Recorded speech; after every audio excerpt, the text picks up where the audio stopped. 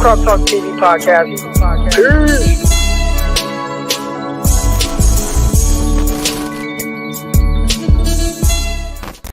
Welcome to another episode of the 49ers Morning Show. I am your host, former NFL and NFL defensive back Eric Crocker. I was looking at something else. I got a little sidetracked for a second, but before we get started, make sure you guys, if you're not already, hit that subscribe button, hit that like button. All right, all that good stuff. I just came up with something, just a thought. And so I just ate some waffles. That's why I'm a little late. And I tweeted this out before, but I feel even more like positive about what it is I'm about to say. The great value waffles from Walmart are better than Eggo waffles. I had Eggo waffles by accident.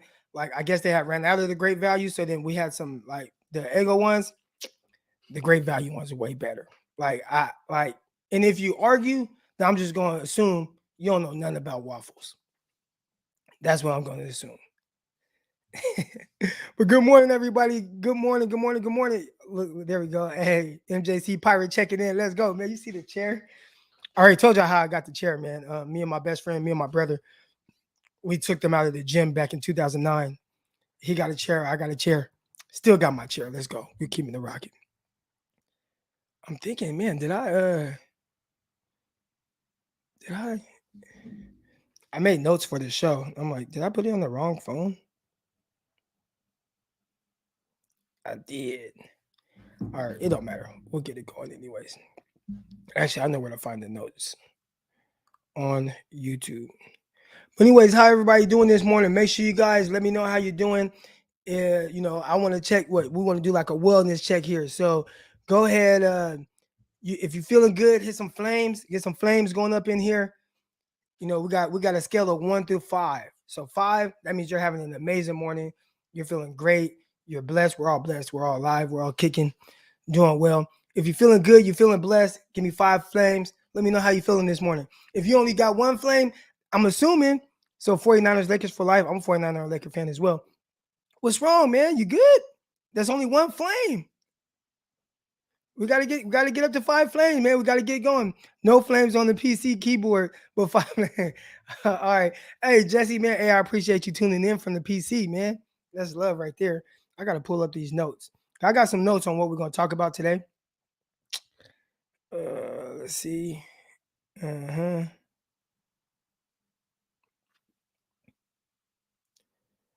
right, and it should be in the.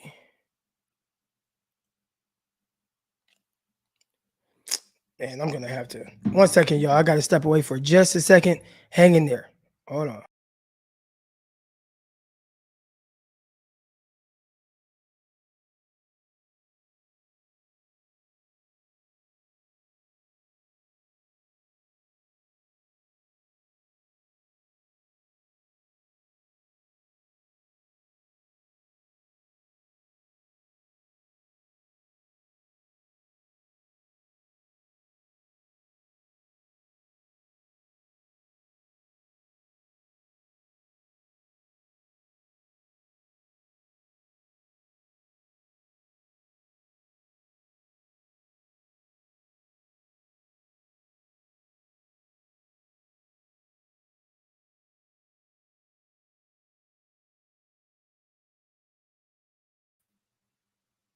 All right, here we go. I'm back.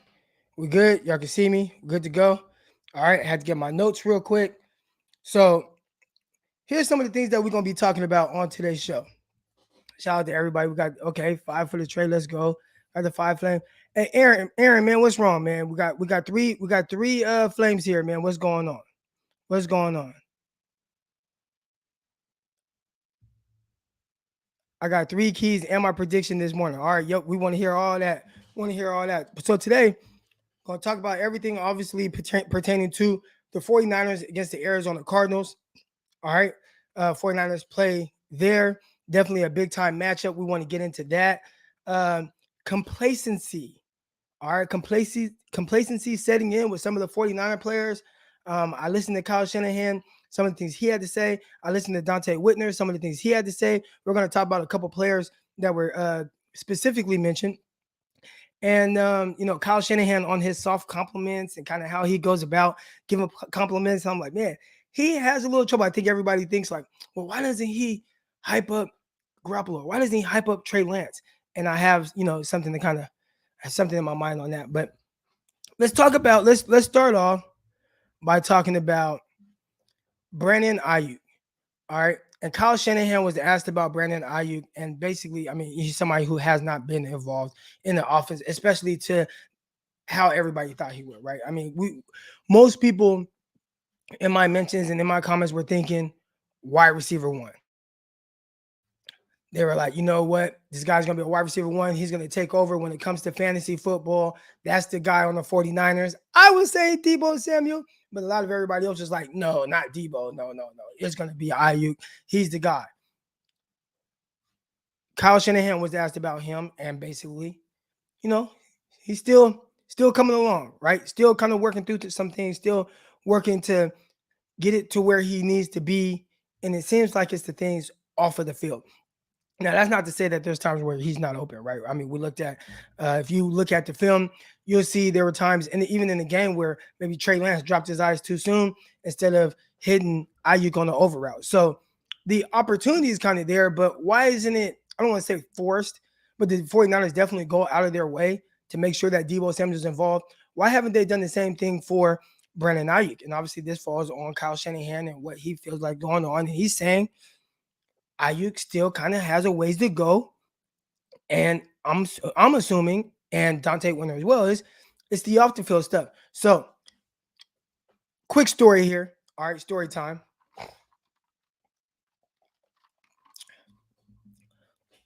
So my senior year of college, and I went to a Division II school. All right, UAM. See the helmet right up there.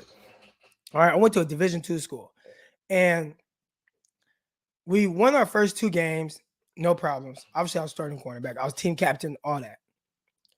We lost the 3rd game, and we come into meetings, and there's like a production chart, there's the depth chart, all that right on the door. And you typically glance at it when you walk in. I look at it, and I see I'm not starting, right? I'm a senior. The guy that they had put over me was a freshman. I'm like, what the hell is going on? I maybe gave up 3 catches combined in 3 games, the first 3 games. I have no idea what's going on. And we get into the meeting and they start kind of like nitpicking and point things out. And I'm like, man, what are we doing here? You know what I'm saying? So I start, I don't want to say I got defensive, but I don't know why they benched me. I don't know what's going on. Eventually, I end up getting back in the next game, and I started the rest of the season. I was all conference, all that good stuff. But what the coach basically said to me was he didn't like the way I was carrying myself. He didn't like the way I was practicing. He didn't like the, how I was, the example that I was setting for some of the younger guys. And now my big thing was, well, why didn't you tell me? And I do appreciate Kyle Shanahan because he goes out, he tells guys like if he has an issue with them, he's going to tell them exactly why. But I was never told why from the jump, right? I just walk in, all of a sudden I'm on the bench, like what is going on? But I guess some complacency kind of set in, right? Maybe I wasn't going as hard in practice. Maybe I wasn't preparing as well as I could have. Obviously, on the field, I wasn't giving up catches, but look, they could point to the production chart. Well, you're not getting tackles. You don't have any interceptions. You don't have the pass breakups we would like, no sacks, all that stuff. My thing is, well, I'm a 6'2" corner, and they're throwing at the other side where we have a 5'9" corner. But it didn't matter. At the end of the day, it came down to they didn't like the way I was carrying myself. They didn't like the way I was practicing, bad habits, the way I was preparing, all that stuff. So I look at a guy like Aiyuk, and I hear Dante Whitner kind of touch on this, and Whitner says one thing where he's like, the level of professionalism might not be there for Brandon Aiyuk. And that might be what Kyle Shanahan is alluding to. So we're seeing Aiyuk, and he's not involved. And trust me, if Kyle Shanahan wanted to force him the ball, he can. Trust me. He's not doing it. He's not even drawing up the plays for him. It's on Aiyuk to kind of figure it out. I think a lot of people will be like, well, why is Kyle this way? Like, why does Kyle put guys in the doghouse? Or why does he not coddle his guys? That's not his style. And I agree. I appreciate that. Hold them accountable. Make them work through it. Make them play to the standards of and prepare to the standards of which you think they should. You know what I'm saying? Like that's that's how these guys are going to get better. And that's what's going to be best for Brandon Aiyuk moving forward. This is something that he's definitely going to work through. But once he does, he's going to be better for it. I see a question here. Is Aiyuk the next Pettis? Oh, man, I don't think so. I don't think so. I can change how this looks. Hold on. I don't think he's the next Pettis. I think that is everybody's different. And I don't think you can look at every situation and look at, each guy and think that just because one guy went through something like that, the next guy will. So when it comes to, the Aiyuk situation, it's on him to just figure out how is he going to work through it. Like Pettis, all the ability was there. And that's why when people talk about, well, they traded up for Pettis. I have a kind of pushback. Yes, they traded up for Pettis, but didn't Pettis show them the ability to be who it was that they wanted him to be? Right? When you watch Pettis and you watch the last half of his rookie season, he's electric. He was catching passes. He was whooping guys. He was dogging guys. He was catching touchdowns, long plays, big plays. The routes were crazy. So when you draft a guy, maybe they did bad with not knowing maybe how mentally weak. And I don't.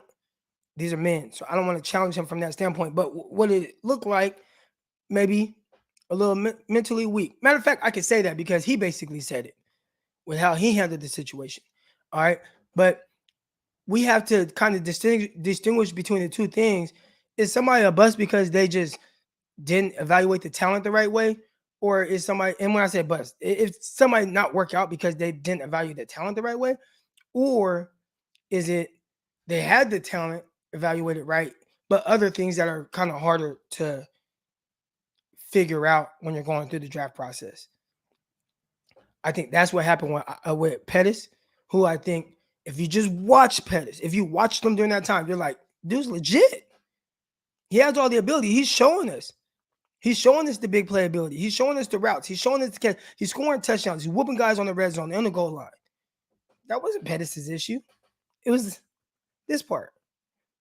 All right. So when it comes to Aiyuk, if he doesn't have this part and if he's not able to fight through it, then not only will he not make it for Kyle Shanahan, as we've seen with Pettis, you won't make it for the other teams as well. You got to be able to get it here. And sometimes it clicks for other people at different times. But you can't let that complacency set in. You can't. And with Aiyuk, again, I don't want to put that on him, if whether it is or isn't, but I know how a level of complacency can set in because, again, it happened to me. You know what I'm saying? So I'm not saying that's the case with him. That's what it kind of looks like from the outside looking in. I'm just talking about my experience with it and how I reacted. And, if you call the coach up right now and he'll tell you, like, I reacted extremely well. I got benched week 3, didn't understand it. They told me what the issues were. They didn't like the way I was carrying myself. I was supposed to be a leader. I was supposed to be a team captain, all that stuff. I wasn't exemplifying that. They benched me. I responded extremely well, and I finished the season strong, all conference, all that good stuff.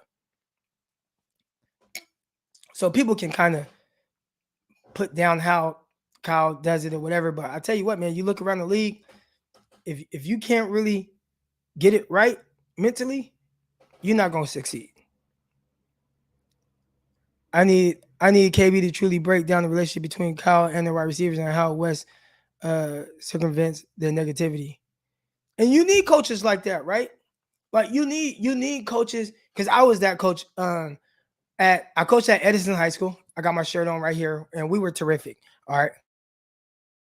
So I coached at Edison High School. My dog Lavelle Hawkins. Lavelle played 7 years in the NFL.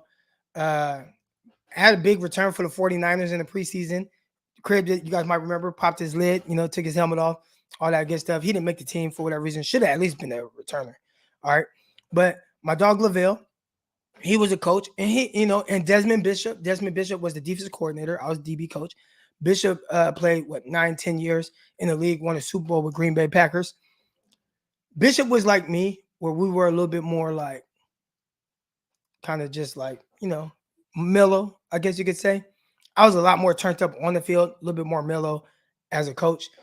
Lavelle, he just turned up in general. So Lavelle, he would be the one to kind of challenge the players, right? And then I would come behind him and try to tell the player, this is what he means. All right, this is what he wants from you. This is what he wants you to do. This is what he needs from you. So I would be curious to see if the 49ers have that dynamic with their coaching staff between Kyle Shanahan and guys like, Wes Welker. Is Kyle the guy that's like, look, it's not good enough. I need this, and this done. Get it right or get going. You're not going to be involved. Kyle might be that guy, but you need guys like Wes Welker. Hopefully he's this guy to say, look, this is what he's really trying to say. And you know what? I'm gonna help you get there. Again, there's different ways to kind of really go about this. And I've been a part of different kind of coaches that have all had success. When I won a championship right here, and I've showed y'all the ring. That's the jersey right there on the wall, but I've showed y'all the ring. When I won this championship right here, that was the toughest coach I've ever played for. I don't want to say I was miserable, but it wasn't fun. But I guess really kind of building that championship culture. I don't know if it's, you look at the Patriots. I'm pretty sure everybody tell you being a Patriot isn't all that much fun, right? Like you spend so much time focusing on the details of things, and there's so much I don't want to say stress, but just the standards are so high, and everybody understands what the standards are. When we started this season, like the standards were sky high. We went around the room. Everybody said championship. They brought me in. I just came off of 11 interception season in Portland. They brought me in championship. Like that was the standard. All right. So and every week that went by, and we started off 10-0, 11-0, like we're balling. But if you went to the locker room after, it felt like everybody had to look at themselves and figure out, like, man, I could have done this better, or I could have done this better. I know coach is gonna be on me. It was hard to play for that coach because the expectations were so high. But he also had a coach that would come behind him and be like, you're gonna be all right. But I also played for Rex Ryan. And Rex Ryan was, if I'm not mistaken, did he win a Super Bowl as a defensive coordinator for Baltimore? Rex Ryan? May have. But I look at Rex Ryan, and he was probably my favorite coach I've ever been around. From an X's and O's standpoint, how he was a teacher, how he was a master motivator. He was terrific, and he had success as well. Now, he didn't win it all, but, he went to 2 straight AFC championships. So you look at Kyle Shanahan, and I think people will probably look at Kyle and say, hey, Kyle, you're supposed to coach this way, or, well, this works for this guy, and this is the fans, right? The fans, well, this coach coaches this way and it works, and Kyle coaches this way and it don't work. Like, nah, man, I've seen every style of coaching work. It's on the players to really buy in. And when you are a receiver, especially a position he played, right? He played receiver in college at Texas. He holds those guys to an extremely high standard and how he wants them to prepare. And if you do not hold yourself to that same standard and you start to slack off and you're not doing those things well, Kyle is going to get on you about that. And it might come off as if he's kind of dogging you or whatnot, but those are things that you're going to have to work through. And once the guys kind of get past that part, then they'll be all right. Another guy who Kyle Shanahan kind of pointed out, and I'll tell a Rex Ryan story. But another guy that Kyle, he kind of threw it in there, then it kind of passed. All right. But he was like, yeah, we need George Kittle to step it up.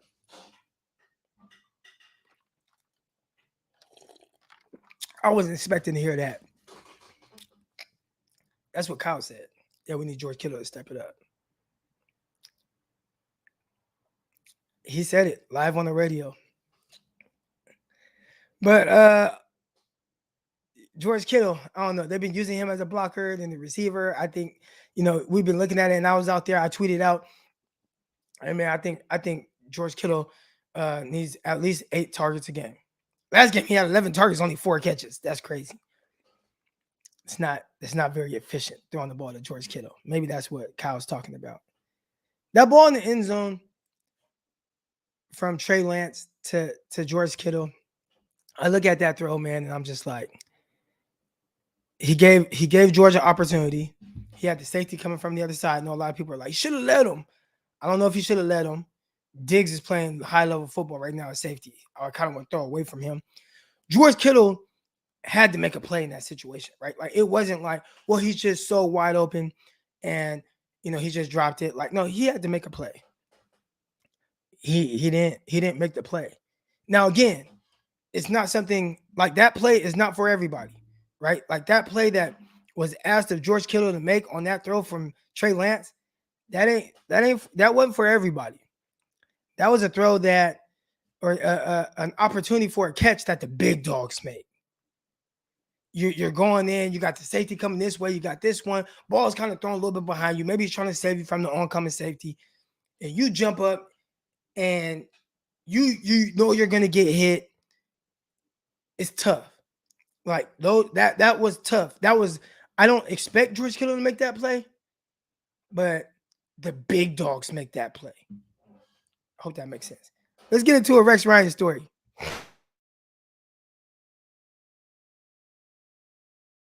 I like when y'all ask me about some of my time in the NFL. So Rex Ryan, obviously I was only around the New York Jets. I've been around a bunch of players and stuff like that. One time, and I always forget about this, when I was with the New York Jets, random, right? I'm out for one of my teammates' birthday. We're at the club. We out in Manhattan. We having a good time. Get money, right? We having a good time. And I look to my right, and guess who's there? I look to my right. We're in New York. All right. I look to my right. We in the club. We in the VIP. You know what I'm saying? Bottles. I'm drinking their bottles. I ain't paying for that. All right. And there's a 49er player there. It's Navarro Bowman. So listen, me as a I mean, obviously I'm playing football. Like, I'm in the NFL, like I'm with the Jets. But I'm a fan. Like, I've always been a fan of the 49ers. Like, I love my 49ers. I've always loved my 49ers. And at this time, so this is 2013. You know what I'm saying? Like, I don't even remember what part of it was this OTAs? What was it? Because I don't know why Navarro Bowman was there. But I'm just, get money. I mean, and there got the girls over there, they want to come and get their little drinks in, whatever. I look, that's Navarro Bowman. But see, me, I got to play it cool. I can't even show that I'm a fan. You know what I'm saying? So I'm just like, what's up, man? I'm Croc, and that's it. Right? But really inside, because how much of a 49er fan I am, it was like, I really wanted to be like, Navarro, what's up? How you doing, man? Get the 49ers. And later that year, 49ers went back to the NFC Championship, lost to Seattle, I believe it was. But and at the time when I saw him, they were coming off of the Super Bowl loss to Baltimore. But yeah, man, randomly, Navarro Bowman in the club. But anyways, back to Rex Ryan.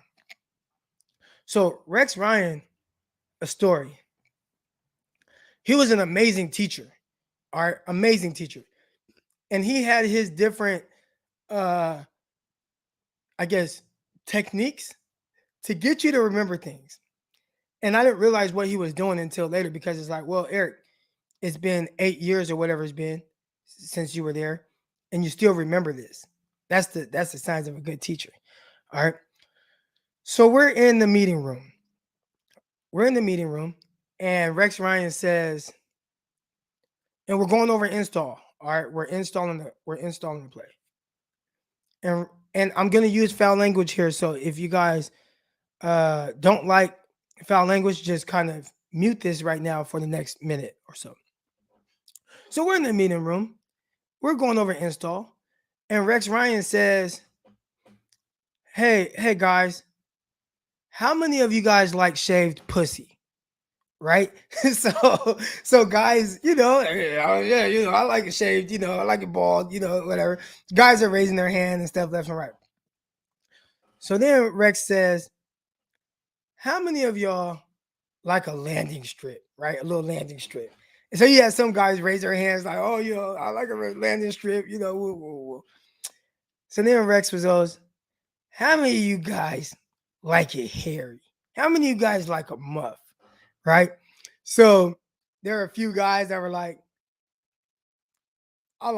it was like a coach. Like it was like a couple of coaches, right? Like didn't none of the players say that. So he was like, yeah, I like a muff, right? This is right. I like a muff. So this play is called show muff, blah, blah, blah, blah, blah, right? And he explains the play or whatever. And it was just like, wow, like I didn't get it at the time what he was doing, but I'm like, damn, like Rex, he does a good job of the way he teaches and gets people to kind of understand what it is and how he ties different things in to get you to remember. So that's one story. At some point, maybe I'll share some more stories from my time. You guys ever have any questions? Go ahead. Feel free to ask me anything about my time, my stint in the NFL hardwood floor. Y'all funny, man. Y'all funny, man. We need to get on to the next topic. All right, so Kyle Shanahan, he looks at himself as a soft compliment guy. I thought that was interesting. He is a guy that it does seem like kind of struggles a little bit to be overly, I'd say, and I think this is actually a good characteristic. Maybe he can go about it different ways to the media, maybe, but it seems like he's always looking for what a guy can do better. All right, he's always looking for what a guy can do better. So when he talks about a Trey Lance, it's like, yeah, he did this well, but he can do this, and this better. And he never wants like his receivers, or excuse me, he never wants his players to be. He doesn't want them to get complacent. He doesn't want them to feel like you've arrived because you always can do things to improve. So it's like, yeah, okay, this guy did this well, but look, we can get better here, here, and here. And if the guy continues to get better, that's how we're going to win it all. There have been a lot of guys that feel like he's not as coddling as he should be when it comes to his quarterbacks. I think he's doing fine. I can't imagine Kyle asking those questions. Visualization to assist with memory works. It worked for me. But Jimmy Garoppolo. Kyle says if he can go, or they're gonna find out today. I think everybody was thinking, well, if Jimmy doesn't practice on Wednesday or Thursday, then he's probably not gonna play. He didn't practice Wednesday, he didn't practice Thursday. But it looks like there's still an opportunity for Jimmy Garoppolo to play. So I guess you guys can, I don't know if you guys can raise your hand or whatever, but how are y'all feeling about that? Where are you guys at with Jimmy Garoppolo? Do y'all want him to play? Do you guys want to see more of Trey Lance? Do you think that an 80% Jimmy Garoppolo is better than 100% Trey Lance? Where are y'all at on that? I bet Jimmy starts. Kyle can't help himself. I think Kyle ultimately wants Trey Lance to start. I think he wants Trey Lance to start. I think he wants to be respectful to Jimmy Garoppolo. So it's like, hey, we're gonna give him a shot. We're gonna give him a go. We'll see him practice Friday, what it looks like. Jimmy says he wants to go. We'll see. We'll see. Jimmy wants to go. So what I'm thinking is he's saying we've been preparing for Trey Lance to go. And that's who we want to go. And we want to give Trey Lance his shot. And we want to see where he's at and how he progresses. But if Jimmy wants to play, I can't just say, no, Jimmy, you just sit down. Don't worry about playing this week. Just sit it out. I think he has to give Jimmy that opportunity, even if it's not him, getting full reps or whatever it is let me just, all right, Jimmy, you say you can go. Okay. It give you a little opportunity. I think that's what he's doing there. But I think ultimately he wants Trey Lance to play. Hello from New Zealand. Let's go. You guys come from all over, man. I appreciate everybody that's tuned in right now. Make sure, if you're not already, subscribe to the YouTube show. Make sure you guys hit that like button. Make sure you guys share it. Whatever. I know we're live on Twitter. If you're on Twitter, head over to YouTube. Hit that subscribe button. Hit that like button. Look, I even got a little arrow now right there. Where's it? Right there. That's, right there. That's telling y'all to subscribe. Y'all see I got the overlay. And if you can see up top, you probably won't be able to read what that says, but it's an F and it's an S. And I'm changing over all my stuff eventually, even this YouTube channel. So don't be alarmed when you guys see and this type of logo or whatever instead of the Croc Talk TV stuff, because it will be switching over to Frontline Sports Media. And I'm hoping to make this into an actual network. So that's what it is I'm really trying to do. Freaking 3 a.m. here. Okay, 3 a.m. here. And forgive me for my ignorance. Right now, it's the 8th, right? It's October 8th here in California, or excuse me, in Arkansas in the United States. What day is it there in New Zealand? Is it the 8th as well? Are y'all like ahead of us? Like that far ahead? Or are you guys just behind? But yeah, man, yeah, it is big. I'm really excited about this. I'm trying to make this into a network. I want to bring on different shows and have different people and that stuff and push different things and all that. So obviously, as you guys can see, if you look right there, this show is sponsored by Underdog Fantasy. So make sure you guys hop on the Underdog Fantasy app. All right, promo code Crocky. When you deposit at least $10, they'll throw $10 more into your account. Got all kind of cool stuff they do on the app. We'll talk about that a little bit later. So it's the 9th there. So you guys are a whole day ahead. So in California right now, it's 7 a.m. It's 7 a.m. on the 8th. And for you, it's 3 a.m. the 9th. Wow. That's interesting. That is very interesting. How do y'all watch? So when you guys look at dates of, that's just, I don't know. That's weird to me. But anyways, here we go. Let's get back to some of these topics. All right, what we got going on? Trey Sermon.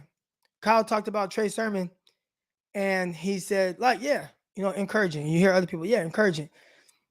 I think, and good morning to everybody that's in here. Make sure you guys hit that subscribe button. It's really interesting with Trey Sermon, because everybody was just so, they were in a rush to really kind of knock him down, right? And just, not it. But they love Mitchell. They love Mitchell. I have thought that Sermon actually runs better than Mitchell. Mitchell has a little something there. Obviously has more juice than Sermon. I think the vision part for Mitchell needs to improve a little bit. That's what I think. I think when you look at Sermon, he does a good job of kind of understanding, how things are blocked up and where to be. And he does a good job of setting up some blocks and things like that. He's just not fast. So he doesn't give you that breakaway speed. You know what he reminds me of? And I see Christian here, and he says Sermon does a lot of shake and bake. And I hear people say that, and I think there is some there. He kind of reminds me of Kevin Barlow. Or is it Kevon Barlow? Kevin Barlow. That's what I think.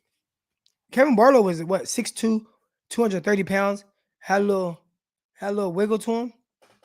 That reminds me of Trey Sermon, right? Barlow wasn't like fast. He was a 3rd round pick as well out of Pittsburgh.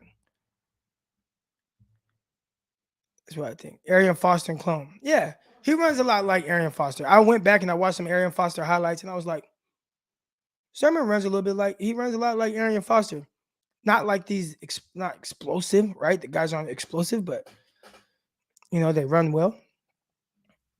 Not Barlow. Here we go. But I like the tandem of what they are. If those are the guys moving forward, having one guy who, runs well, sees things well, then the changeup of a Mitchell who runs hard, he runs fast. I think with Mitchell, if it's there right now, he's going to get there, put his foot in the ground, and go. And I think he arrives with bad intentions.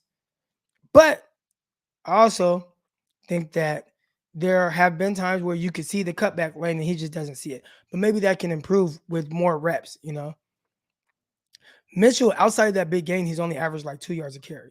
So he had that one run against the Lions, and I think that's what has excited a lot of fans. But outside that one run, everything else has been fairly pedestrian. About 2 yards a carry outside of that run. That's not ideal. I think Sermon overall has kind of, because even Sermon doesn't have like that big game like that, I think he has ran better. That's just kind of my opinion. Just my opinion. I think this is a good one right here. Trey will make the players around him better, especially the backs. I think Trey will open up a lot for the running backs. And remember, we're going to get to Arizona in that game. And I went back, I watched Arizona against the Cardinals. Arizona against the Rams. I got some takeaways, and we're about to get into that in a second. I think before we get that, I want to open up the floor to you guys here. So if you want, go ahead, click that button. We'll open up the chat for a little bit, for about 10 minutes or so. Then we'll get into Arizona, and then I'll open it up back up at the end for y'all. So feel free to come on. Whatever it is that you want to talk about, whatever's on your mind. Mitchell can be a home run hitter, Sermon hitting the ground, roll doubles. I agree. And I think that was one of the bigger things with Raheem Mostert. That's what the 49ers missed the most with Mostert. I think Mostert got to a point where he was extremely confident with what he was seeing. He was, obviously very explosive. He's more of an upright runner. But, man, you missed that. Mostert can score from anywhere on the field. 49ers missed that, man. They definitely missed that. Someone said, please let's get to the takeaways from Arizona. We're finna get there. But first, I'm bringing on my guy, Will. Will, what's up, man? Man, what's up, my dog?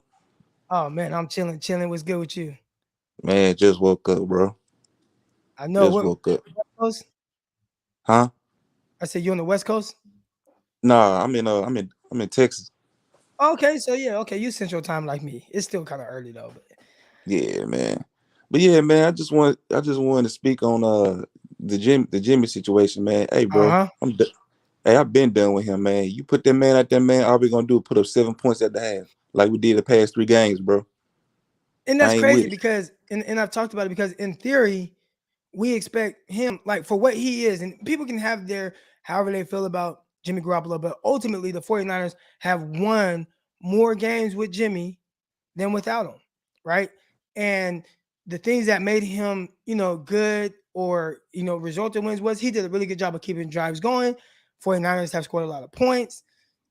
And we're not seeing that, right? We didn't see that over the first 3 games, especially in the first half where you kind of really want to get going.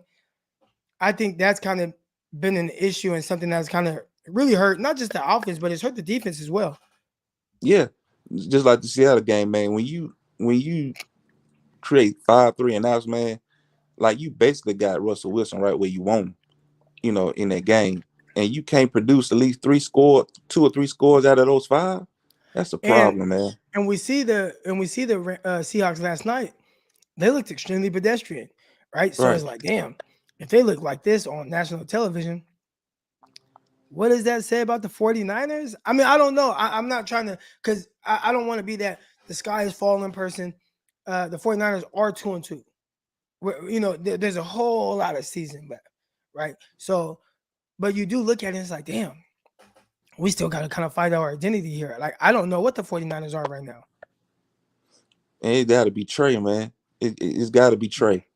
I mean, when you seen Trey in the Seattle game, you know when they were running the outside zone and RPOs, like when you see Trey hand the ball, when you seen Trey hand the ball off to Sermon, and Trey was still running, like he was still finishing his play. The linebacker was still following him, bro. They were still following him, and Trey Sermon already had the ball. He was getting like 7 yards a pop. That's something that we need right now going into this Arizona game. I believe when Right. Trey, especially with Trent Williams being back, imagine Trey playing this Sunday, bro. Their running game gonna go ape shit. I'm telling you, man. Right. Yep. It's something that we need. We need to eat clock, have a good run game, score, eat clock, and keep Kyle on the sideline. And I think we can do that with Trey. But with Jimmy, man, it's just man, our offense is so pedestrian with him on there. We're out there. It's Yeah, time to move man. on from him, man. It's time to move on. It's time to get Trey out there, man. And I still think we can win a lot of games with Trey. I think so because we got Kyle.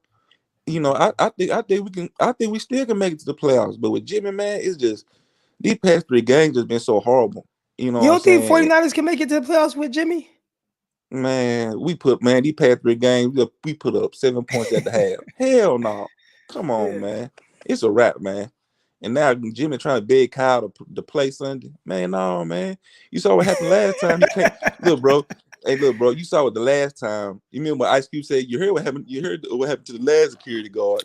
You remember when Yeah. you remember when Jimmy came out there with that bum ankle last year? Yeah. Come on, man. Come on, bro. Like, you see what I'm getting at. Yeah, I hear you, man. I'm gonna get you off. I'm gonna get the next caller on, man. I All appreciate you right, coming bro. on. Trust me, I think me as well as the rest of the 49ers fan base, I think they definitely feel your same just how you're feeling right now and just Yeah. kind of down about Jimmy. I think a lot of other people kind of feel your same frustrations right now. Man, go look at go look at Dumbo tweets from last night. You know who I'm talking about? Oh, Dumbo. yeah. What is he saying? Man, bro, he he was talking about the game last night, and he was talking about against the amount of points they were putting up in the first half, and he said that Jimmy wouldn't have done nothing like that. And I had to come at him last night. I'm like, bro, your quarterback just did that 3 games in a row. What are you talking about? Yeah. The dude, man, Joe, just go read his tweets, bro. I'm telling you, you'll fall on the floor laughing, dog. I promise you, dog, for real. Yeah, I'm gonna check that out when I get off the show, man. I appreciate you calling in. All right, thanks, bro. Thanks for having me on. All right, man. Anytime, bro. All right, here we go. Got my guy Rich. What's up, Rich? How you doing, man? Good, Eric. How you doing, man? Oh, I'm doing good, doing good. You had a few takeaways, huh? Yeah, so I got 3 keys to the game and my prediction. All right, So let's hear it. the first takeaway, they got to establish a running game. Yeah. The Cardinals are very soft against the run, and I think that definitely help out Trey because it'll soften up their pass rush. The second thing is the defense. The defense has to contain Kyler Murray. The one thing I live out in Arizona, so I have to watch a lot of Arizona Cardinal games. But one thing is Kyler Murray, because of his size and everything, he is not good throwing from the pocket. That dude loves to get out of the pocket, scramble, buy time. In the past, he didn't have the weapons that he has now, like a fast Rondell Moore, guys that could get open while he was scrambling around. So they got to keep him in the pocket. And Eric Armstead, I'm looking at you, man. Yeah, you can't let your guy take those Contain. down. Yeah. And the last thing is turnovers. I was looking at it last night. We haven't had a turnover since the Detroit Greenlaw Lions pick. game, the Yeah, pick since the six. Greenlaw interception. Yeah, and one thing Kyler is prone to is throwing some boneheaded interceptions. He's got 4 on the year. So we need to create some turnovers. Hopefully get a short field, maybe a couple short fields. But finally, my prediction, because I got to get going to work here. But finally, my prediction, I'm going all out, man. 31-28 San Francisco. I think the 49ers are going to be able to finish off what Minnesota couldn't do and kick that field goal with my oh man, is it Slyles or Lyles? I don't even know. Slide, yeah. But yeah. So anyway, that was my keys to the game and my prediction. So thanks, All Croc. right. Appreciate it. Appreciate you coming on, man. You know, anytime. We'll be back Monday. All right, man. All right. Here we go. I like his keys to the game, man. Very, very thoughtful, very logical. All right. And I know you guys want to hear me talk about the game. So let me pull up my handy dandy notes. And we got Arizona. All right. 49ers against Arizona. We're going to get into just kind of this topic now, this team, this matchup. And watching Kyler Murray against the Rams, the first thing that kind of jumped out to me was he was doing whatever he had to do to get completion. So he had completed 12 of his first 13 passes for 2 touchdowns. And it wasn't like dinking and dunking. I mean, he was making plays. Throwing the ball down the field to AJ Green for a touchdown. It was kind of a broken play. He rolled out right, flicked it up, was making throws all over. I thought the location of his passes was terrific. He was using his legs to extend drives, to extend plays. He puts a lot of pressure on defenses. Every play, he puts a lot of pressure on you. From a coverage standpoint, from a pass rush standpoint, you have to plaster to your guys immediately. So a lot of times, we'll look at a guy in coverage, like zone coverages, right? Like say what made the Seattle Seahawks so good, right? Talking about the Legion of Boom, the LOB. They were really good because the pass rusher would get there right now. Now they can drop into coverage or they can spot drop, and the quarterback only had so much time to really get the ball off. With Kyler Murray, if you try to spot drop, he's able to kind of break containment. And from that standpoint, you have to really get to a guy, attached to him, and then run with him. So everything, especially this week, eventually turns into man coverage. It has to be that. Russell Wilson has kind of lost a little bit of his mobility and the things that really made him special early on. Murray's not having that issue right now. He's terrific with his feet. He's looking to make plays with his legs, but he's only looking to make plays with his legs when he has to. He's more than capable, more than fine of really moving outside the pocket and throwing the ball down the field. I think that's dangerous. And that's tough. And watching it, I was like, damn. Completed 12 out of his first 13 passes. And then he threw an incompletion. And the incompletion really was like a drop by his running back. Like, he came out kind of on fire. So, 49ers are going to have to figure out how to contain him. I think at the level that he played at in that game, I think more so than just saying, you know what, we got to contain Kyler Murray to win this game. I don't know if you can just contain him like that consistently. So what you're going to have to do is you're going to have to match him. That's what you're going to have to do. Whoever the quarterback is for the 49ers, whether it's Trey Lance, whether it's Jimmy Garoppolo, and not to try to put that type of pressure on your young quarterback, but he's going to have to match Kyler Murray. So Kyler Murray is making a big play or whatever, you can't go several drives without making a big play. You're going to have to make a play happen as well, which brings me to another note. Hold on. Arizona's defense. They look good. Now, again, I'm not saying that this is the best team in the world or anything, or the best team in the NFL. Like, I'm not going to say all that. All right. But I will say between their offense and their defense, they definitely have a healthy balance. This is not the Arizona Cardinals that we're kind of used to seeing. I think that at different times their defense has been okay. Pass defense a little sus. I think right now this is definitely the most balanced they've been, for sure. And good morning, Marquez. Good morning, everybody that's in here. Make sure you guys, if you haven't already subscribed to the YouTube channel, make sure you guys hit that like button. All right. Right now we're talking about Arizona and the matchup between 49ers and Arizona, what may pose problems for the 49ers and what 49ers might what challenge they might pose for Arizona. But when I was watching their defense, I'm like, man, I think their run defense, and I've heard people say, well, their run defense is bad. I also heard somebody, Giants tonight, let's go. I also heard somebody say that, well, their run defense isn't as bad as people think, in that some of the plays that they've given up in the run game has been when they just was like, we're just not going to give up the big play on the back end. We're just going to play a little softer. We're ahead. If you want to run, go ahead. I will say early on in the Rams game, that wasn't the case. I do think that's a defense you could run on. I think the strength of their team, from what it looked like to me, was the back end. I thought they played man very well. I thought guys were squeezing windows, right? The passing windows, like you had to make throws. What I came away with, like kind of like the key for the 49ers is you are going to need your quarterback to make plays against Arizona, because the passing windows were really tight. The pass rush can get there, with Jones and Watt. Like the pass rush can get there. I didn't think that the pass rush was like anything like overly good or anything like that. But your quarterback has to make plays in this game. And I think there are plays there to be had. Watching Matthew Stafford in that game, and I think I kind of have a takeaway a little bit of Matthew Stafford.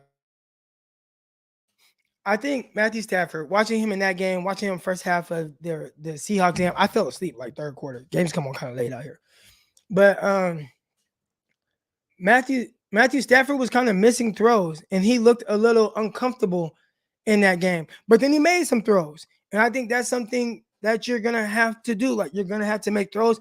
I thought Matthew Stafford did a good enough job to keep his team somewhat in the game. They fell behind, but he made some throws that kind of kept them active. The 49ers, whoever the quarterback is, if it's Jimmy, he's going to have to make some throws. He's going to have to make some throws. And I mean big boy throws.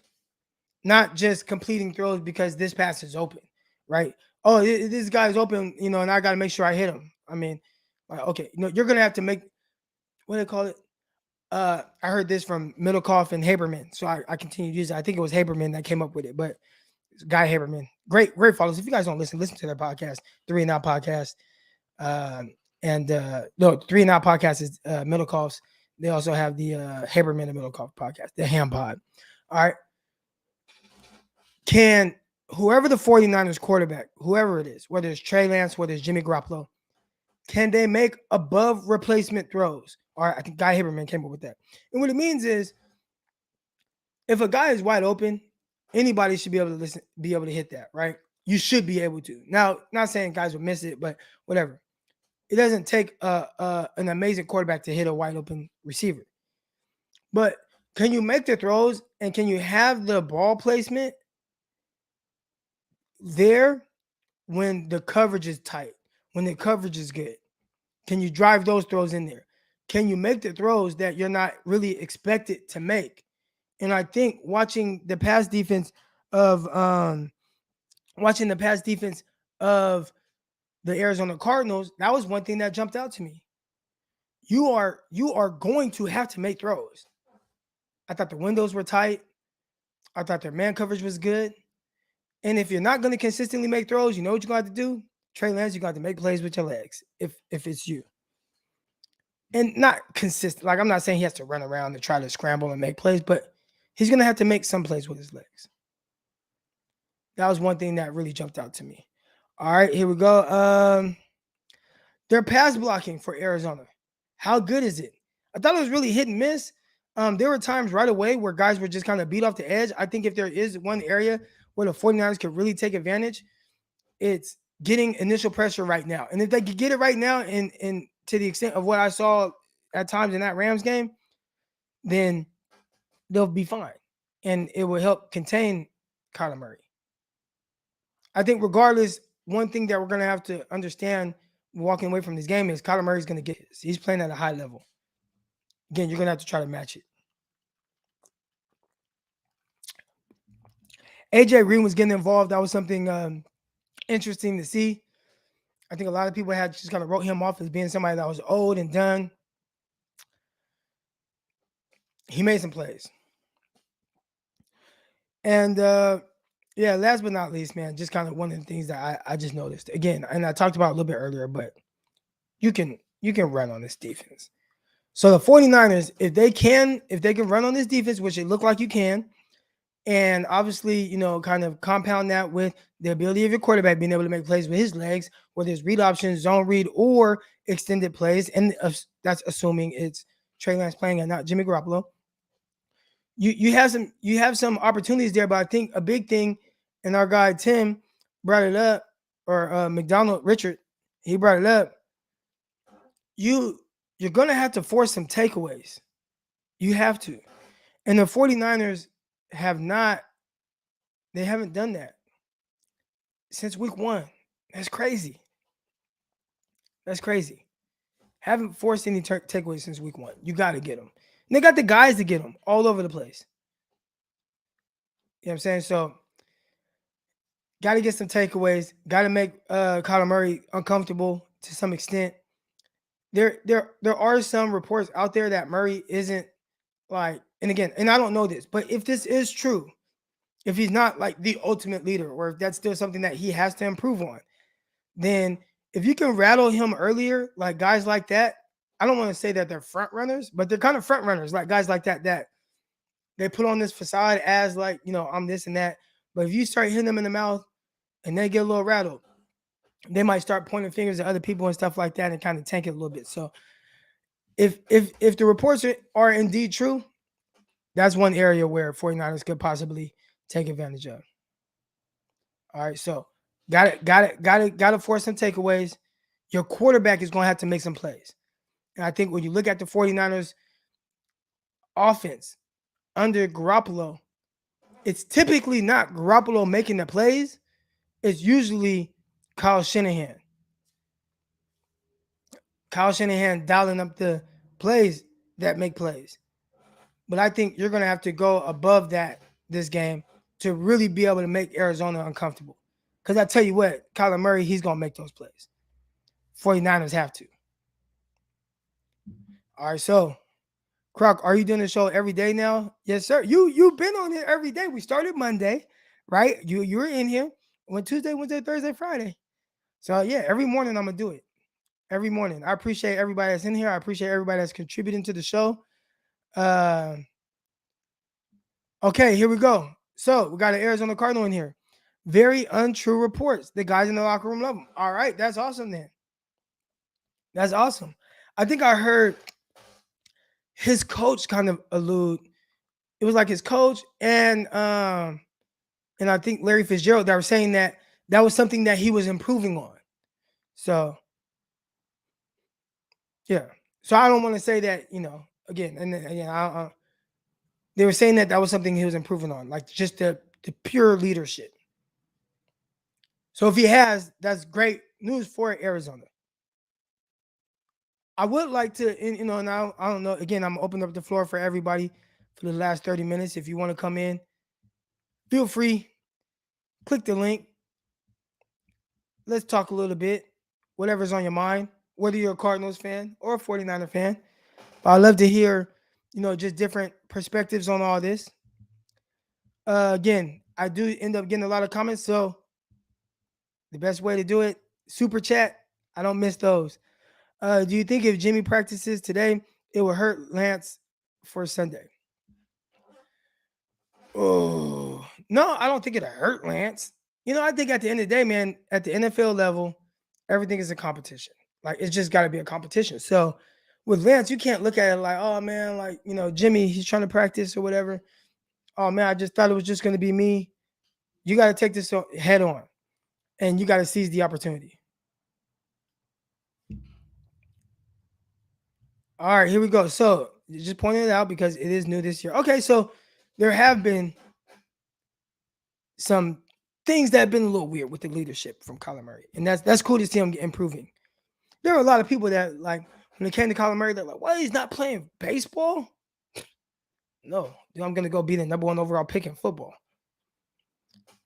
Play on your travel AAA team. He was gonna be out there in Stockton playing for the Ports.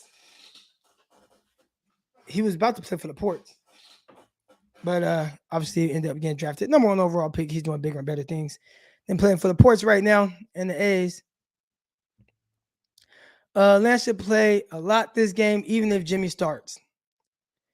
I think because of the preparation that Lance has gotten as the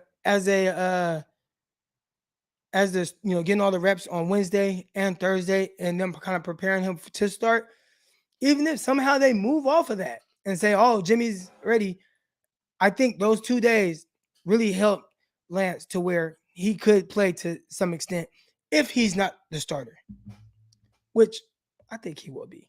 I think Kyle wants him to start. They are 4-0 for a reason. Hopefully our young corners play well. Our corners aren't young. 49ers corners are Emmanuel Mosley and Drake Patrick, Josh Norman if he ends up playing. Dante Johnson played in the slot last week. So 49ers corners aren't young. And they've actually played very well, the guys that have been in. Thank you. Right here. Here we go. Our QBs have been good. Right. I agree. 49ers got a chance. Run that rock and get that pressure on Murray. They're two most glaring weaknesses. If Lance is playing, then a great run game is his best friend, and it's the same with Jimmy. I agree. I don't think whether it's Jimmy or Trey Lance, you want to feel like you have to put the game on their shoulders.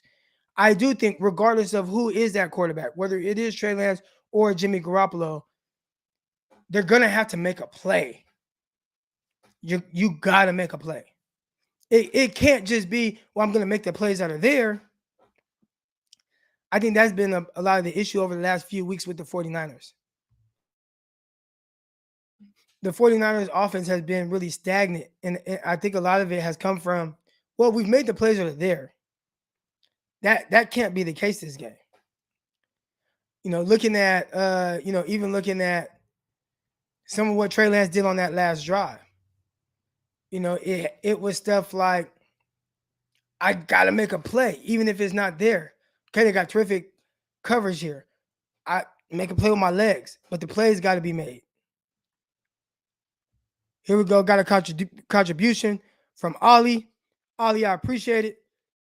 Jimmy's time is over. It's Trey Lance era now. Faithful forever. Or forever faithful. Excuse me. I'm dyslexic. I don't know if Jimmy's time is over. Again, appreciate the contribution. I think we want to see Trey again, and we talked about it ad nauseum really on this show, but we want to see Trey. We know what Jimmy is. I think in my head where I feel like Jimmy really helps the 49ers, he's not what he was supposed to be this year, if that makes sense, right? Like the reasons why you play Jimmy Garoppolo over Trey Lance is because he can give you more, right? Jimmy can give me more from an understanding of the offense, where he's at, his maturity, him as more of a pure, more efficient passer than Trey Lance right now. And I don't think Jimmy has given us quite that this year. I appreciate the contribution. Thank you. All right, I'm going to bring on another person. Here we go. Boom. Here we go. Jake, you at work, man? How's work going, bro? It's all good, man. It's Friday, so trying to get through this day, You got Wednesday, you got weekends off? Yes, sir. Yep, weekends off, and then I'm off for the holiday since it's I think it's Columbus Day on Monday, so 3-day weekend. Yeah, yes, sir. What's on your mind, man? You ready for this game? Oh, yes, sir. Can't wait, man. I was gonna ask you, have you seen on I think it was NBC Bay Area, the what was it? It was the little documentary on Trey Lance on how he came from college to the to the pros, how he got drafted, and what type of player he was back in in high school and back in college. Did you ever see that? I don't know if I saw that one specifically, but I know I've seen a ton of them. Like leading up to the draft process, I definitely looked into all that, or anytime there was a report on him, I was listening and everything. So I know a good amount of kind of his process and everything. Yeah, yeah. No, so by watching it, it was pretty interesting because a lot of his teammates from his basketball team to his to when he played for the Bison, a lot of those guys rallied around him, and they said he built a good chemistry with a lot of his players, and Yeah. I'm thinking maybe now, what if he's starting to do that with the Niners? Say he starts this game against Arizona, and say what if he goes off, or he just has a good game? Do you think those guys rally around him enough for him to take that leadership role? You know what I Well, mean? well, we did just have somebody, I think it was Oliver, that's the contribution. Again, I appreciate that. And he said Yeah, it. He said, "Hey, it's Trey Lance time. Jimmy's time is over." I don't want to go that far to say Jimmy's time is over, but if what you're saying, if that happens, then yeah, we ain't seeing Jimmy no more or less. Knock on wood, yeah, there's an injury to Trey Lance. If he goes out there and he's what everybody thinks he is, and he is able to get the guys to rally around him, which it looked like watching Deebo Samuel mic'd up. It looked like Deebo has already rallied around him, right? If he yep, gets everybody else on board, and I think that's what Kyle is waiting for. I think there are a lot of people that are, I don't want to say upset, but they're looking at Kyle like, well, how come you haven't started him earlier? And I was one of those guys that looking at it like, man, I would play him right now. But yeah, looking at it from Kyle's perspective, one, Kyle's trying to win. He's trying to have a winning season. But two, definitely. he does owe it to the guys in the locker room to make sure that he's putting the team in the best position to win. And I think ultimately he felt like it was Jimmy. I think the teammates probably thought it was Jimmy as well. But if Trey Lance goes out there and he's able to beat Arizona, in Arizona, a team that's hot and undefeated, that's it for Jimmy Garoppolo. Yeah, yeah. I'm thinking the same thing, man. I think what Kyle's trying to do. I think if he could have started Trey week one, he would have. But I think he's just trying to let it unfold and not trying to let like you guys say, just let Jimmy be the starter for now. And Yep. you kind of, I guess, not do him dirty. You don't want to just say, hey, well, it's Trey's job. You want Trey to kind of earn that role and become that starting position Right. guy. So Right. yeah, I think he just letting it play out. And right now, if Trey starts, it's looking good for Trey. I see. And after watching what I seen on Bay Area NBC, yeah, he seems like a good leader. Everyone says he has a good head on his shoulders, and he knows how to rally his guys around him, and that looks good for Trey. I'm pumped about that. Yep. Yep. And man, I appreciate. I'm gonna take you off air now, man. I appreciate you calling in. I'll get my final takes on that. But thanks for calling in from work, man. I appreciate it every Yeah, time you yeah, hop on. yeah. Appreciate you, Croc. I like watching you in the mornings, man. Oh, yes, sir. Yes, sir. Cool. All right. Yeah, man. That's interesting, man, because I think that is the thing that when it comes to Trey Lance, the thing that's really been kind of polarizing about him, it's his ability to kind of, be that guy that people come to. And in a short amount of time, I mean, he was only at North Dakota State for 2 years, and 1 year he was a freshman. Like, it wasn't his team; it was Easton Stick's team. Sophomore year, he gets everybody rallied around him, and they go and they win a national title. Here we go, Coach Timo. Man, I appreciate the contribution, and you've always been active in the comments, in the comment section, in the chat, in the YouTube comments. I appreciate that all the time. I love the interaction and the back and forth with you. So yeah, I agree. We can't be vanilla. Looking at the all 22, Lance missed timing on several routes. He got schooled by Kyle and McDonald, I'm sure, all week on it. Progressions is West Coast offense.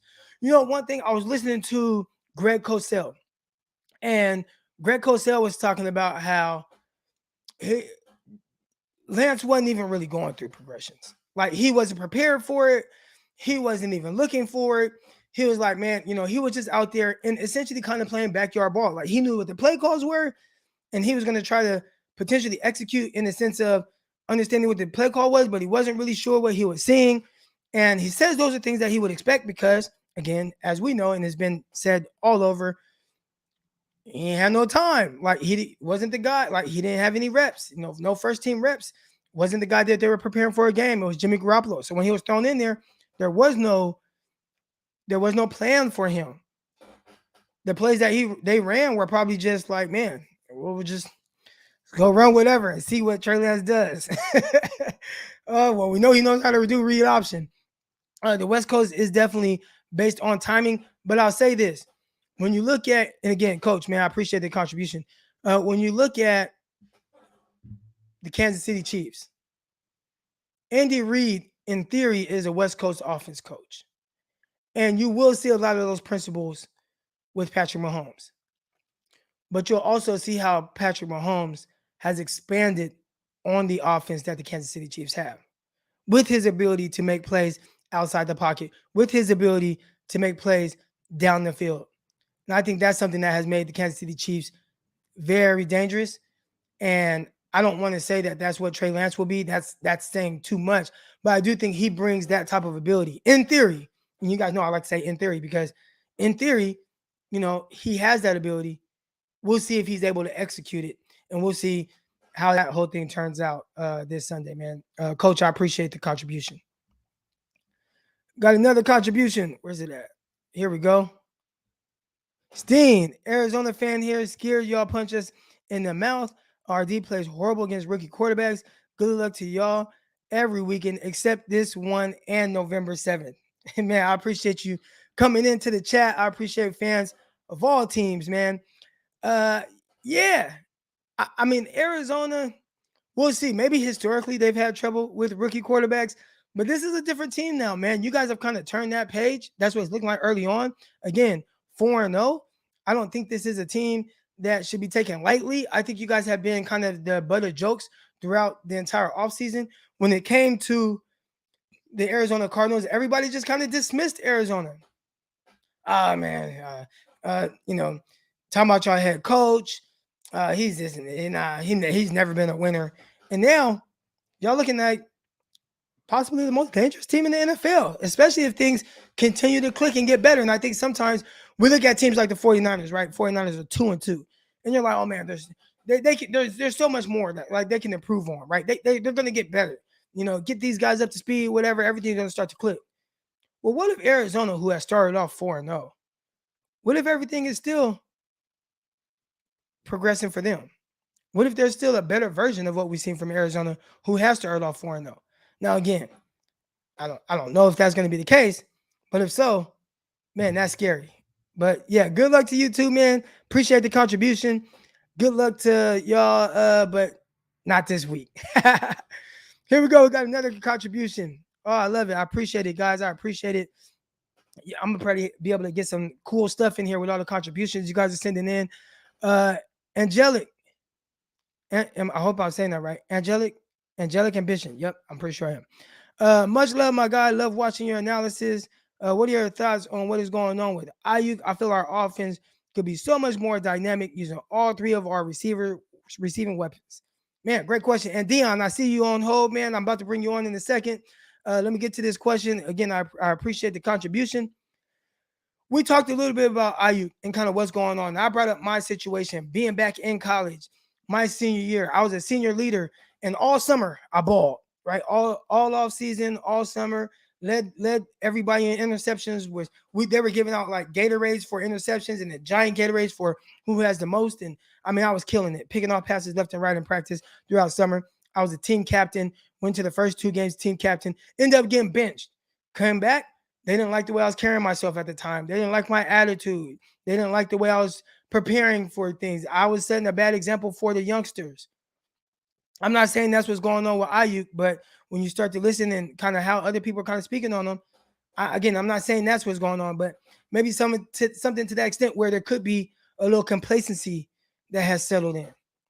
And I think those are things that you have to nip that in the bud early, right? I look at my son.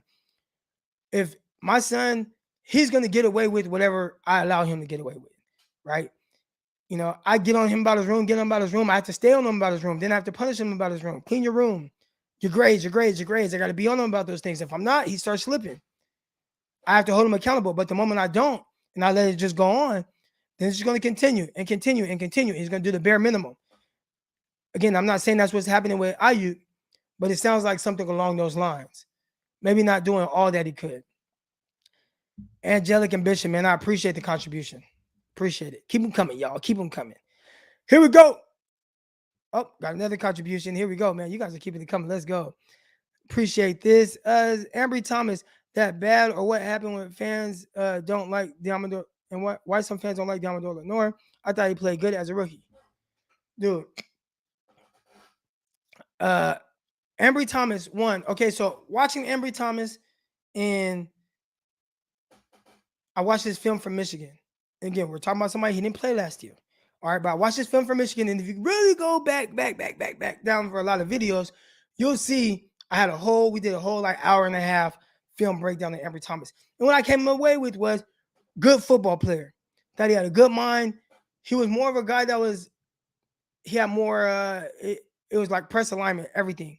He wanted to be pressed at the line of scrimmage. He wanted to get his hands on guys. I thought he was extremely patient. I thought he moved well, not great. I watched him against Alabama. I thought Devontae Smith challenged him a lot, and it didn't look great. But overall, I thought there's a lot to like about Ambry Thomas from press man standpoint and really just press alignment standpoint. And if he's there, he's fine. But if he plays off, I thought, it can get a little sketchy. Well, so far, it's been a little sketchy, but for reasons I didn't think would be the issue. You watch Ambry Thomas now, or 49ers defense, they are a press man defense for the most part. I think they're playing more press man than anything. And they have guys that can do it, and they're really challenging guys, at least in key situations, right? When it comes to net up time, third down, what are they doing? Playing at the line of scrimmage. Man coverage. Sending 5. All right? So that's supposed to be Ambry Thomas' strength. I'm not exactly sure what the issue is. I talked a little bit about just the progression of going from, college, or in my case, the Arena League, to the NFL, and how it was so much different what I was asked to do.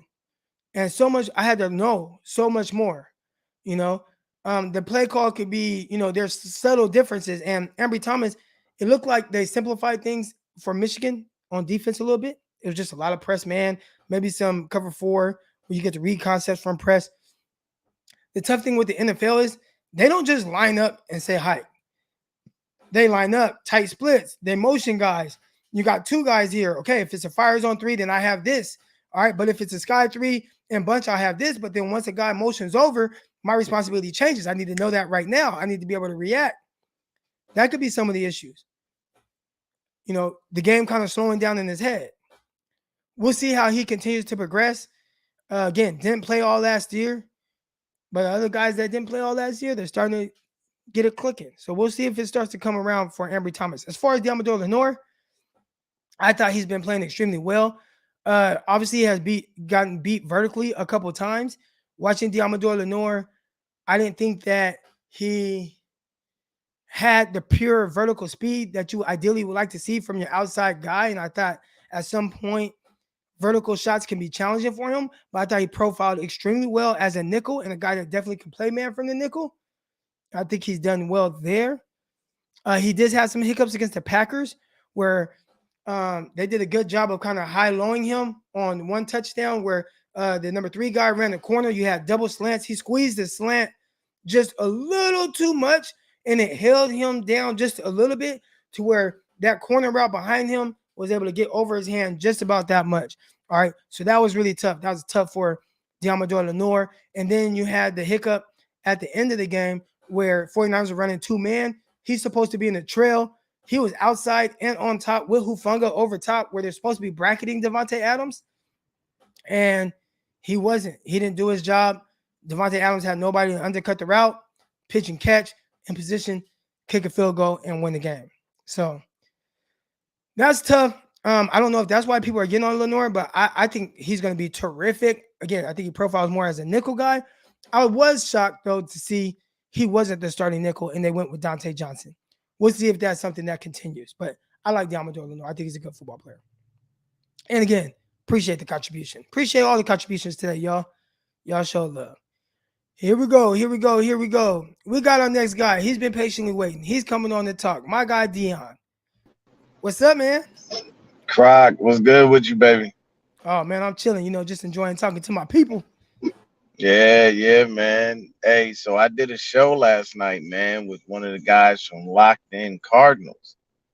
And, doing my little recon work, trying to figure out who to be worried about outside of the usual suspects. The only person he really told me about was Rondale Moore, receiver for them. Yeah, they are, rookie out of Purdue.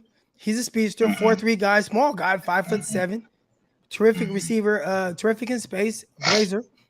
The thing that has stood out about Rondale Moore and how they've utilized him, they're doing everything possible just to get the ball in his hands. Now, he's not one of their main receivers out there every time, and they have Yeah. terrific receivers. We're talking about D Hop, AJ yeah, Green, DeAndre Christian Hopkins, AJ Green, Kirk. Kirk, and then him. So, and Kirk can hurt you.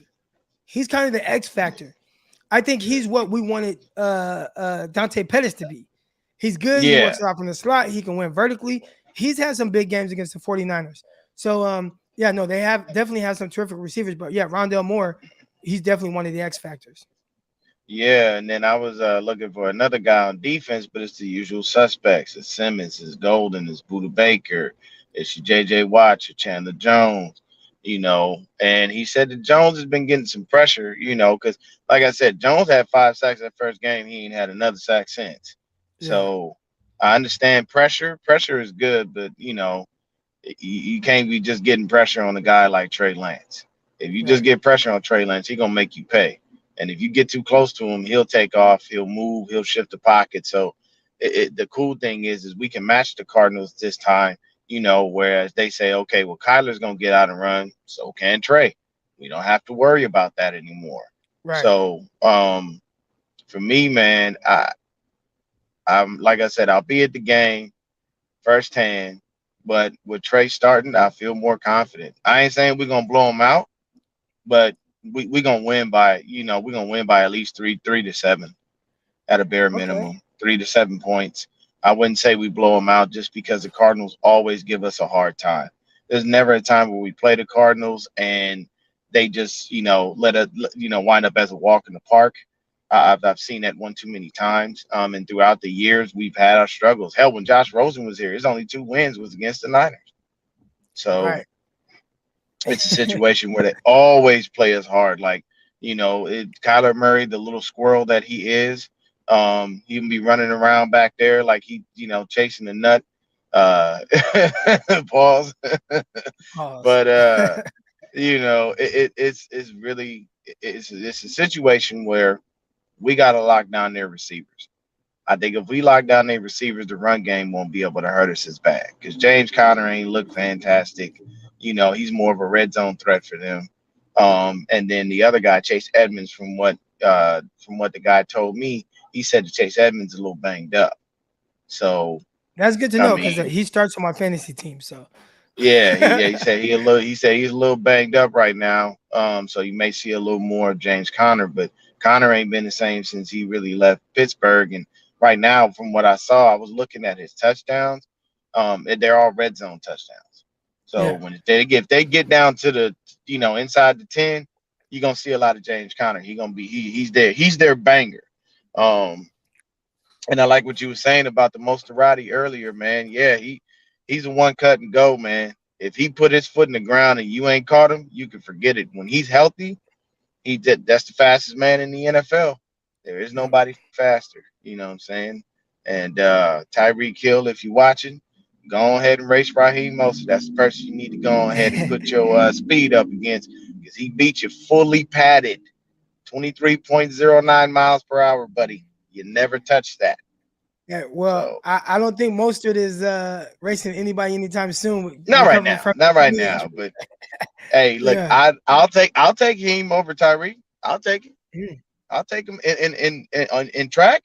I'll take him. I'll take Raheem over Tyreek Hill. I would because he really ran track and he did that. But this is a game, man, where our defense, the one thing we got to get home, but we got to get home right. The same thing, and the difference is we're playing a young Russell Wilson, and the difference is we're playing a little more of a faster Russell Wilson because Kyler Murray is way quicker. He's always had speed. So I think if we contain him and if we try to get sacks, we don't over pursue him, then we're good. Yeah, and I think the tough thing too with Kyler Murray is not only is he, a faster version of Russell Wilson and stuff, he's a little bit more unpredictable. Because he is, he's still, young and everything. So he's willing to take a little bit more risk. And, obviously that can work both ways. Somebody did mention earlier, 4 interceptions that he's thrown this year. That's something 49ers Yes. could potentially capitalize off of. But And also, 8 sacks. 8 sacks he's yeah, taking too. and also though, it puts a lot of pressure on your squad, on the defense and guys, because Hmm. the ball's in the air. You can't panic. You're gonna have to work to make plays. So, it's kind of a double-edged sword when you have a guy like Kyler Murray out there, but I'm definitely curious to see what it looks like and how the 49ers plan to get after him. They're gonna have to get after him early and often. Yeah, we definitely will, man. It's going to be a great game. It'll be one to watch, strictly based on the fact of we got to do it. I was really banking on the Seahawks pulling through that W last night, but Russell gets hurt, and you ain't gonna count on Geno Smith to win that game for him, man. It wasn't gonna work out for him. So Right. unfortunately, we got the Rams still sitting at 4-1 now. But as long as we can keep winning, we should be fine. You know what I'm saying? But we got to take this dub. We can't take 2 division losses in a row. That's not gonna work. We cannot Can't do that. happen. If we take 2 division losses in a row, that sets us way back. That basically says everything outside of division we have to win. Every single Right. thing.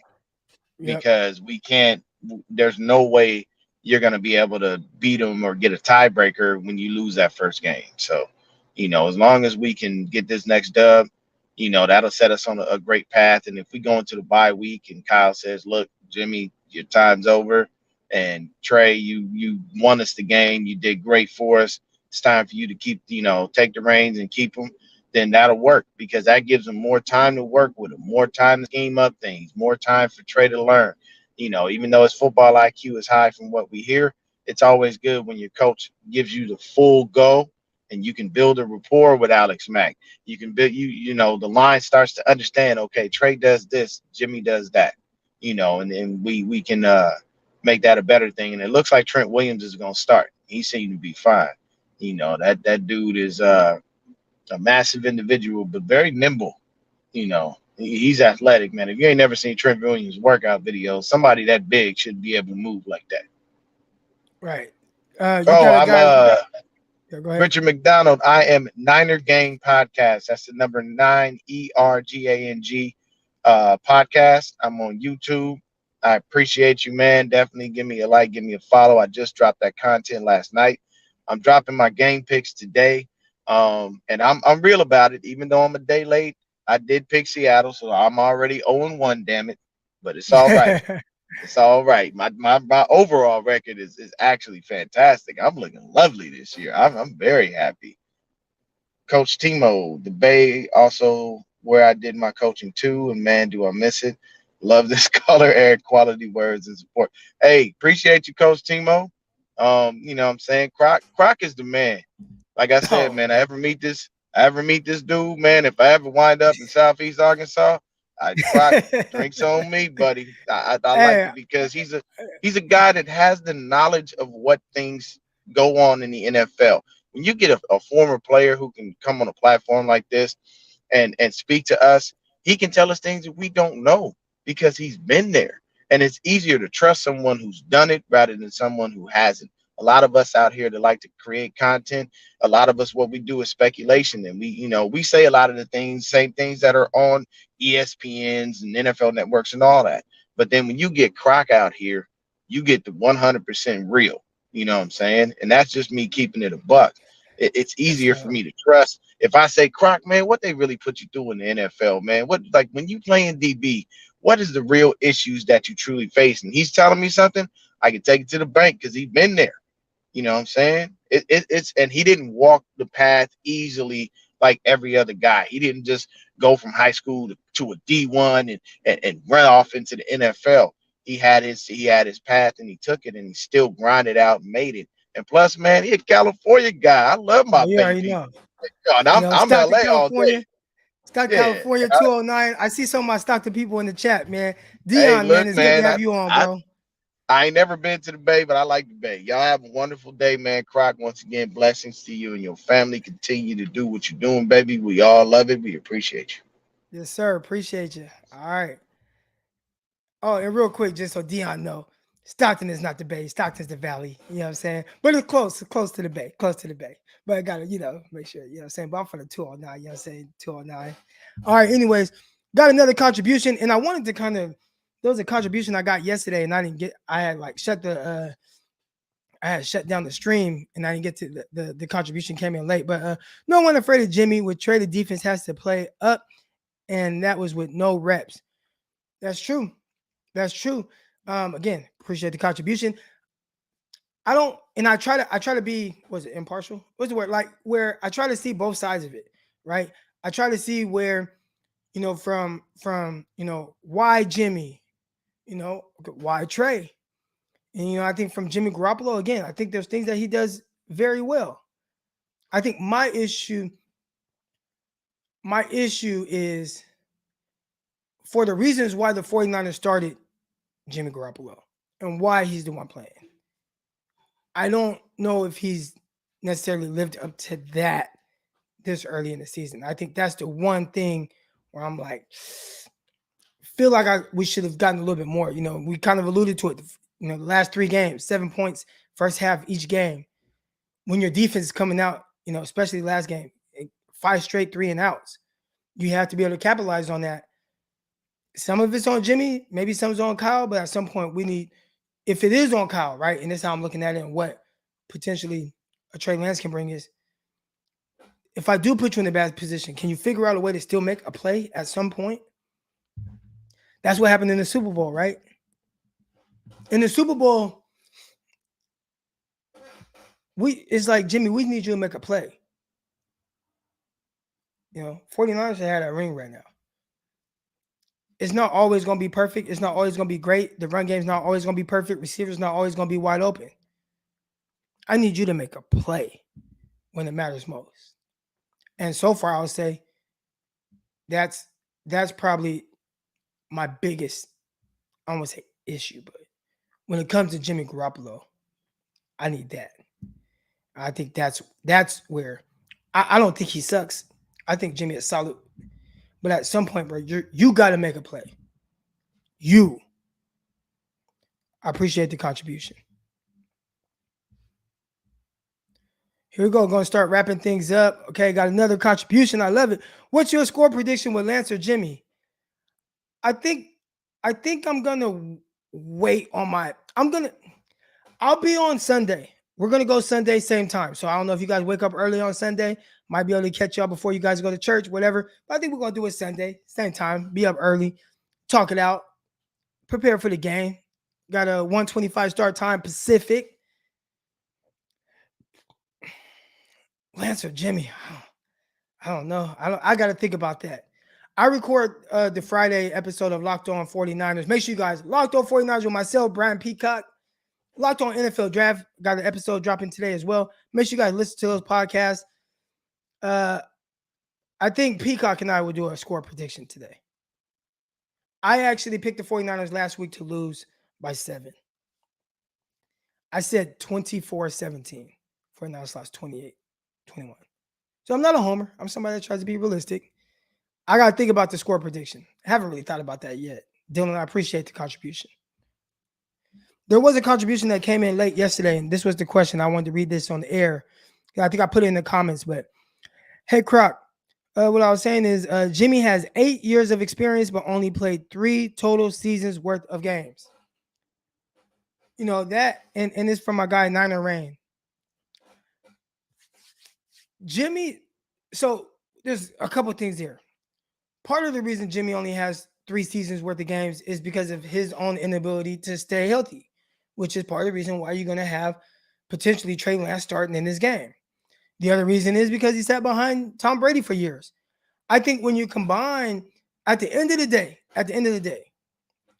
he's been in the league 8 years. So we can look at it as maybe there's still some kind of inexperience with Jimmy Garoppolo. You know what I'm saying? Because he had to sit behind Brady. Because, 49ers, he's faced some, injury issues and things like that. So he hasn't started a ton of games. He's been in the league 8 years. I mean, like at the end of the day. So, regardless of whatever it is, you expect there to be depending on what it is that you want him to be and what your expectations are for Jimmy Garoppolo. If he 8 years vet or whatever, if you have high expectations, which $27 million a year, the expectation is kind of high. I don't care about the inexperience and none of that stuff. You got to play at a certain level. And I need to see that. So, and then I'll say this. Where is it at? 8 years and still making rookie mistakes. Yes. Now here's the thing though. Here's my kind of counter to that. I think at some point you see rookie mistakes out of a lot of quarterbacks. The issue is, can you make enough plays to cover up the rookie mistake, right? Like last night we saw Matthew Stafford try to throw the ball away in the end zone and Diggs comes out of nowhere and picks it off. If that was Trey Lance, we would say, well, that was a rookie mistake. Maybe if it's Jimmy Garoppolo, we say, well, it was a rookie mistake. But at the end of the day, Matthew Stafford was able to make enough throws throughout that game to where it's like, yeah, okay, I had a mistake early, whatever. I threw enough passes. I had enough big completions to overcome that. And I think that's the part right there where, okay, we can say Jimmy makes some rookie mistakes, but can you overcome it? You know what I'm saying? And I think that's probably some of the big issue. And there have been times when he comes. I don't want to be somebody that just points out bad.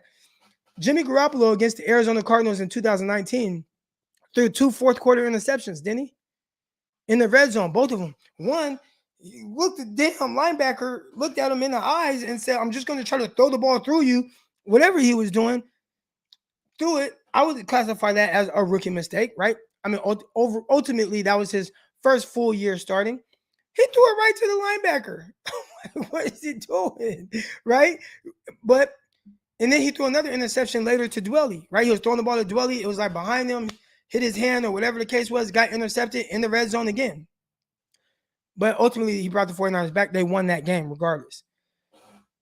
So, I don't want to make it seem like there's times where he hasn't done it. I think the consistency of everything that he's done throughout his time with the 49ers has really been kind of up and down. Has led to some wins. Defense might have a lot to do with that. Right now, we're seeing defense play well. Garoppolo, not really, a little more average. Appreciate the contribution. Here we go. Billy Guy, enjoy your show, big dog. Would like to know what's the week like leading up to an NFL game. Depends on who you are. But it's more chill than I think people think. I was more of a practice squad guy, so you only practice a couple of times a week, and then sometimes you travel, sometimes you don't. I'm trying to think how to word this. It's way more simple than you think. It's almost like any other level that you've been at, college, whatever. You really only practice like 3 days a week. You're going to end up having your walkthroughs. The days aren't as long as people make it seem, unless you're somebody that wants to hang around and watch more film. A lot of taking care of your body. Most guys, one thing that I learned getting to the professional level is they definitely do a better job of taking care of their body, lifting more. I think a lot of times, whether it's high school and even sometimes in college, guys don't lift as much during the year. When I got to the professional level, guys were still lifting to maintain during the week. So those are some things, but I think it's pretty standard for the most part. Appreciate the contribution. Billy D Guy. I like it. Appreciate the contribution. Here we go. I got a couple more contributions here. At this point, who's better? Norman Healthy or Dre? Who gets to start? Ooh. Appreciate the contribution, Pettis. I like that name. I think in theory you would say Drake or Patrick because I just believe that he just moves a little bit better or has a little bit long speed. But I will say, as somebody that wasn't really high on the Norman pick, I didn't feel any type of way about it. I thought he played very well. Had a couple, penalties on him, but aside from that, he brought a different level of energy, a different level of confidence, and just, playmaking ability. We saw him force the fumble against the Packers. I think he's missed, but Drake or Patrick has played well. I don't think there's that much of a difference between the two. Ultimately, they probably end up getting beat the same way. But And, they both have gotten the penalties, right? Pass interference. I think the 49ers are in a good place with either one of them starting, but I would have went for Stephon Gilmore. I don't know if Stephon Gilmore wanted to go to the 49ers or any other team other than Carolina. They said he has a house next to the Panthers GM. Appreciate the contribution, as always. Okay, got another one from Angelic Ambition. Could you see the Niners signing A-Rod next season for one season and having Lance on the bench another year? Or does Lance have to start next year? I think for how much you gave up for Lance, he got to be your guy. Got to be. Yeah, you got to see it. So, yeah, I'm out on A-Rod. Obviously, I would love to have A-Rod. I'm not saying I wouldn't have him, but I'm trying to look at it from their perspective. You can't. You got to see what you got with Lance because you just gave up so much. It's not a situation like with Jordan Love, who was drafted at pick 31 or whatever it was. And, we want A-Rod. We don't have to play him or whatever. 49ers used 3 first-round picks on Trey Lance. So, you got to play. You got to play him. So, I think A-Rod's out. I appreciate the contribution. Gino, that was my dog, man. I don't want to say that was my dog. We were in that same class. We were rookies at the same time. I would, spend some time with him sometimes in the hotel room, play Madden, stuff like that. We would eat together instead of me, him, some of the other rookies, especially when we were staying in the hotel. So I know Gino. I wouldn't say he's my dog. I was probably closer to like D. Milliner, Sheldon Richardson. I hung out with those guys more, went out with them and stuff like that, clubs. Brian Winters. Brian Winters probably don't even remember who I am, but we went out together. Man, I think that's going to be it for today's show, man. I appreciate everybody that's come in. I appreciate all the contributions. If you haven't already, hit that like right now. This is the last chance you guys get right now. Hit the like button. Hit the subscribe button right there. Hit that subscribe button. All right. Again, if you don't already, make sure you guys download the app, underdogfantasy.com. It's that one right there, underdogfantasy.com. Promo code Crocky. When you put $10 in there, they'll throw an additional $10 into your account. They don't just got fantasy stuff for football, baseball, basketball. They got wagers, over-unders, how many yards you think this player is going to get, all kind of great stuff. I'll be putting my picks in. Maybe when we go live Sunday morning, I'll show you guys my picks and everything for the day using Underdog Fantasy. So make sure you guys download that app. Promo code Crocky. That helps contribute to the show as well. I appreciate it so much. Got another contribution. Why do you think Kittle acts like he doesn't care much for Lance? From body language, I don't know. People say like, well, he just loves Jimmy Garoppolo so much, but he loved CJ Beathard so much, and he moved on to Jimmy Garoppolo. So I think it's going to be fine. I mean, I think with anything that's changed, and he's probably been behind, Jimmy Garoppolo, but trust me, Trey Lance starts slinging that thing to him. He ain't going to care who's our quarterback.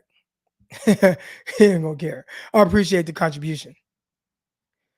All right, man, that's going to do it for today's show. We're going to be back. I'm going to come back Sunday morning, same time, same place. Make sure you guys hit the subscribe button. And I haven't said this yet, but hit that notification bell. Hit that notification bell. All right, that's going to help, you guys know when I go live. Again, we've had a consistent 200 people in here. I appreciate everybody. Love y'all. Y'all have a great day. Let me make sure there's no more contributions. I don't want to miss nothing. All right. I think we're good. And we out. Peace. Intercepted.